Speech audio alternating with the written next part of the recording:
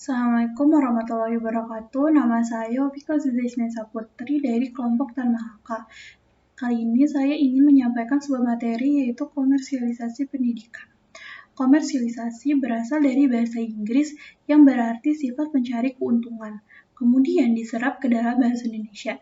Istilah ini wajar digunakan dalam bidang perdagangan dan perniagaan. Namun, apakah juga wajar jika makna istilah tersebut digabungkan dengan kata-kata pendidikan, sebagaimana halnya istilah komersialisasi pendidikan. Komersialisasi pendidikan yang sedang hangat diperbincangkan sesungguhnya sebuah wacana, stigma, atau bahkan fakta. Hal ini sampai sekarang menimbulkan ketidakjelasan, karena suatu hal tidak adanya parameter untuk mengukur apakah suatu pelaksanaan pendidikan itu ada unsur komersil atau tidak.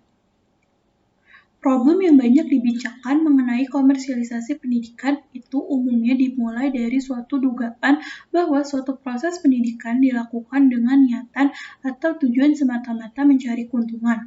Keuntungan tersebut hanya dinikmati oleh sekelompok orang, pemegang modal maupun untuk kepentingan-kepentingan lain di luar kepentingan penyelenggaraan pendidikan itu sendiri. Sehingga dengan keadaan yang demikian, yang dikeluarkan oleh peserta didik dan orang tua digunakan untuk keperluan lain di luar kepentingan untuk pendidikan.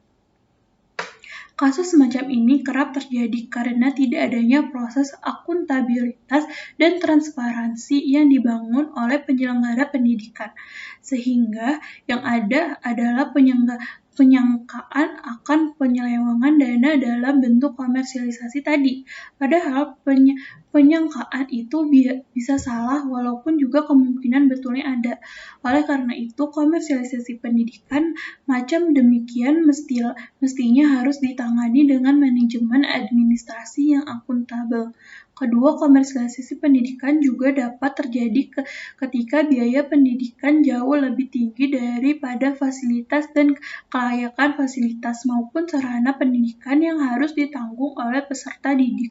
Dalam kasus demikian, suatu satuan pendidikan yang tidak lengkap atau di bawah standar dalam fasilitasnya, namun dari sudut pembiayaan jauh melampaui fasilitas yang disediakan satuan pendidikan, bahkan di beberapa kasus suatu satuan pendidikan yang tidak mempunyai fasilitas apapun, namun pembiayaannya sama atau sebanding dengan satuan pendidikan yang telah standar. Dalam bentuk semacam ini, yang harus dilakukan adalah peningkatan standar mutu dan fasilitas pembelajaran. Dengan demikian, diharapkan dugaan komersialisasi tersebut tidak terjadi. Hendaknya pula para pengelola pendidikan memperhatikan dan mencermati dengan seksama keseimbangan antara biaya yang dikeluarkan peserta didik dengan fasilitas yang telah dipenuhi penyelenggara pendidik.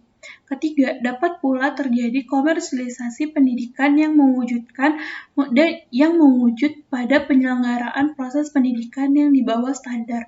Dalam hal ini bisa terjadi dalam suatu kasus ketika ada suatu perguruan tinggi yang membuka kelas jauh atau kelas paralel. Kelas jauh ini biasa diselenggarakan dengan model ala kadareh, tempatnya pun sekenanya, bisa di suatu sekolah dasar, rumah penduduk, maupun ruko-ruko. Belum lagi, kelas kuliah model seperti ini dilakukan dengan tatap muka yang juga ala kadareh. Kalau misalnya satu mata kuliah 2 SKS, menurut aturan normal harus ditambah 14 kali tatap muka dalam kuliah model begini. Mungkin seorang peserta didik atau mahasiswa hanya menempuh 1-2 kali tatap muka.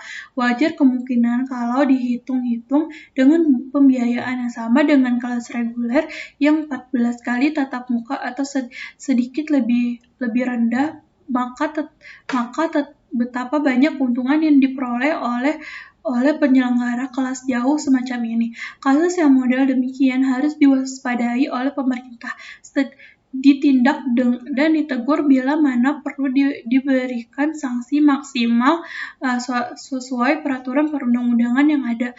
Masyarakat pun harus waspada dengan dan mengerti bahwa proses penyidikan au macam ini harus diberantas karena ilegal. Keempat,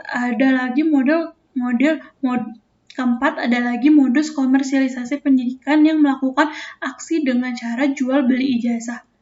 Ya, ijazah ternyata dalam praktiknya telah diperjualbelikan ada oknum-oknum pembisnis ijazah yang suka menjual belikan ijazah, baik di tingkat dasar, menengah, maupun ijazah perguruan tinggi. Lihat saja beberapa kasus pejabat publik atau tokoh masyarakat yang terkena kasus hukum gara-gara membeli ijazah palsu. Biasanya mereka memang spesialisasi memasukkan yang ini dapat dilakukan tidak hanya oleh orang yang mempunyai akses dalam lembaga pendidikan, namun juga oleh orang-orang yang tidak punya akses dalam lembaga pendidikan, karena memang ia pintar memasukkan data. Kerap pula terjadi dalam kasus seperti ini dilakukan oleh oknum lembaga pendidikan nakal yang modusnya seolah-olah peserta didik mengikuti proses pendidikan sewajarnya, padahal hanya akal-akalan saja. Terima kasih. Wassalamualaikum warahmatullahi wabarakatuh.